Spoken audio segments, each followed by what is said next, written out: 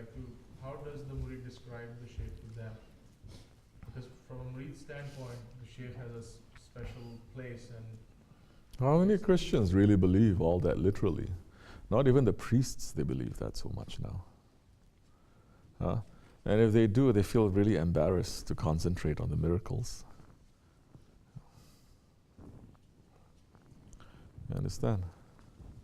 They feel very embarrassed to speak. So, if they're unbelievers, they ask about what?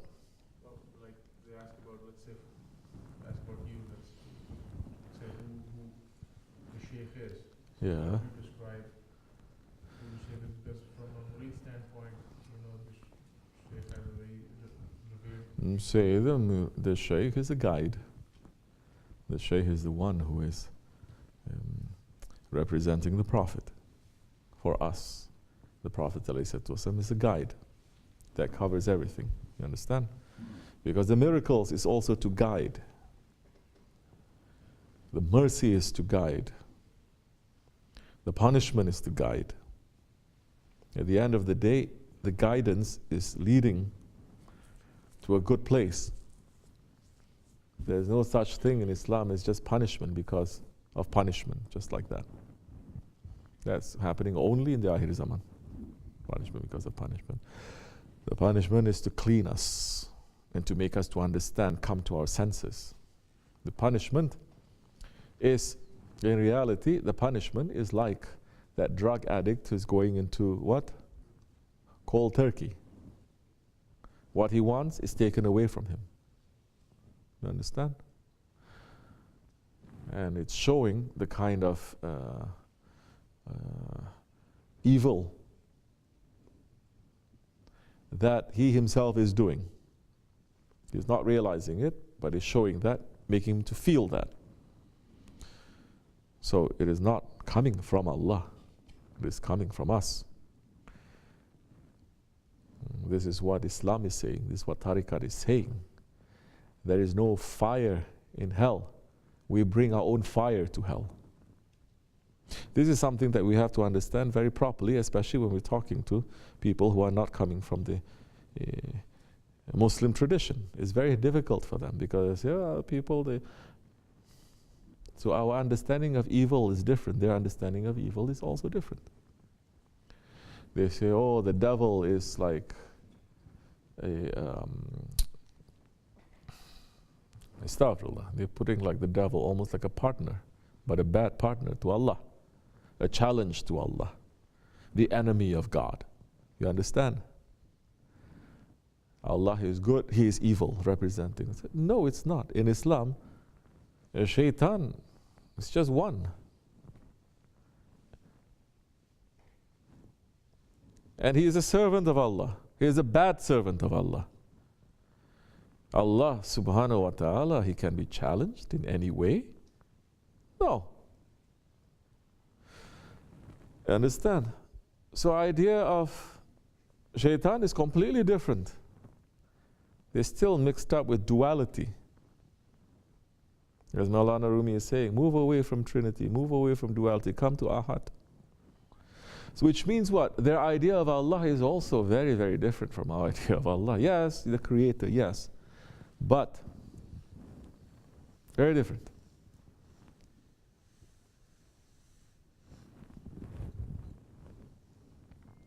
The power. Don't believe in that really. So now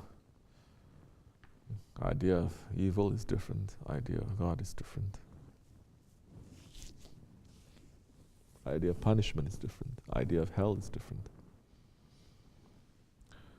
Very quick to say you go to hell, you go to hell, you go to hell, you go to hell. You understand? And you're going to stay there forever. You deserve it. But Allah subhanahu wa ta'ala did not create us to be staying in hell forever. Even the ayats of the Quran Karim that is saying that it is a admonition. And so, it is a warning.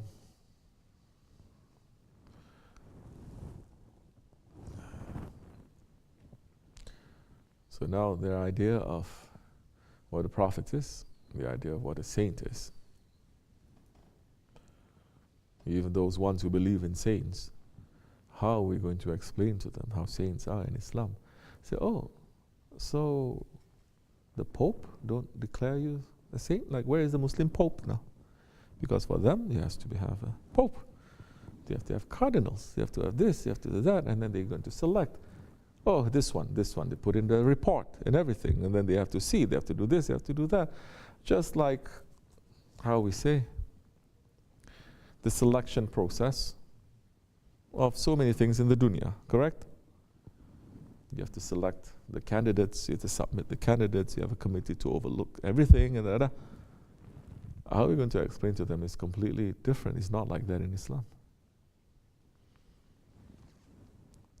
Yes, there is someone who submits that.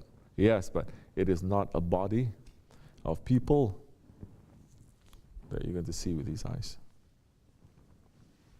Okay? So no one in the earth, no power in the earth is going to be able to put any control over that. To say, this saint, this is not saint. I'm looking.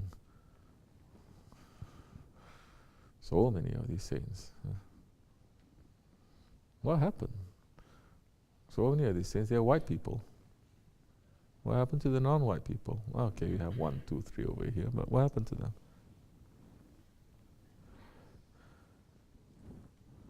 Christianity has been in Africa even before Islam, no? Of course. What happened to all the brown people, the black people? What happened to them? They're not worthy to be. And why are so many of them Italians? It's another thing. Very weird, right?